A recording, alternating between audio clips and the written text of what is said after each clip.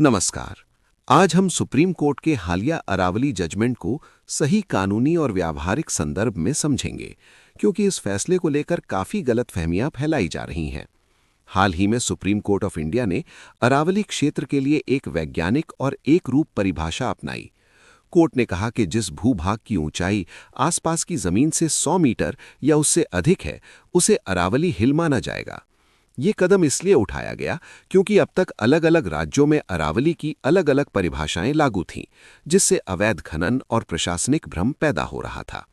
यहाँ सबसे बड़ी गलत व्याख्या ये फैलाई गई कि अब अरावली में खुलकर खनन किया जा सकेगा। ये तथ्यात्मक रूप से गलत है। कोर्ट ने साफ निर्देश दिया है कि नए माइनिंग लाइसेंस तब तक जारी नहीं होंगे जब तक केंद्र सरकार एक management plan for sustainable mining तैयार नहीं कर लेती।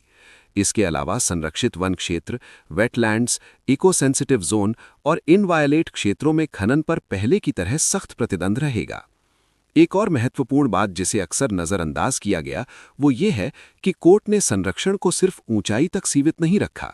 कोर्ट ने स्पष्ट किया कि slopes, supporting landforms, ground water recharge zone और पूरे हिल इकोसिस्टम की वैज्ञानिक मैपिंग की जाएगी। यानी फैसला केवल हाइट बेस्ड नहीं बल्कि लैंडस्केप लेवल प्रोटेक्शन की बात करता है। फिर भी इस 100 मीटर मानक को लेकर गंभीर आपत्तियां उठी हैं। पर्यावरण विशेषज्ञों और पूर्व वन अधिकारियों का कहना है कि अरावली की पारिस्थितिकी सिर्फ ऊंचाई से तय नहीं होती। कई लो हाइट एरिया भी दिल्ली एनसीआर के लिए लंग और वाटर फिल्टर की तरह काम करते हैं, और यदि वे बाहर हो गए तो लंबे समय में एयर क्वालिटी और भूजल पर असर पड़ सकता है। इसी वजह से दिसंबर 2025 में इस फैसले को चुनौती देने वाली याचिकाएं सुप्रीम कोर्ट में दाखिल की गईं और कोर्ट ने उन्हें एडमिट कर लिया है। इसका मतलब ये है कि मामला अभी बंद नहीं हुआ है और न्यायिक समीक्षा जारी है। जरूरत पड़ी तो कोर्ट अपने ही आदेश के कुछ हिस्सों को स्पष्ट या संशोधित भी कर सकता है। व्यावहारिक रूप से देखें तो अभी स्थिति ये है, नए खनन पर रोक है, राज्यों को अतिरिक्त माइनिंग फ्री जोन चिन्हित करने को कहा गया है, आईसीएफआरई जैसी संस्थाओं को वैज्ञानिक प्लान बनाने की जिम्मेदारी दी गई है और अवैध खनन पर कार्रवाई जारी रखने के निर्देश हैं।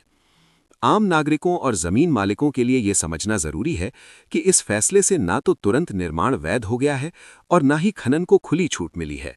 हर गतिविधि अब भी पर्यावरणीय मंजूरी, मैपिंग और कोर्ट की निगरानी के अधीन है। निष्कर्ष साफ है, ये जजमेंट अरावली को खोलने का आदेश नहीं है, बल्कि उसे नियंत्रित और वैज्ञानिक तरीके से संरक्षित करने की कोशिश है। इसका असली असर इस बात पर निर्भर करेगा कि सरकार इसे कैसे लागू करती है और सुप्रीम कोर्ट आगे की सुनवाई में क्या दिशा तय करता है। ये वीडियो केवल जन जागरूकता के उद्देश्य से है। धन्यवाद।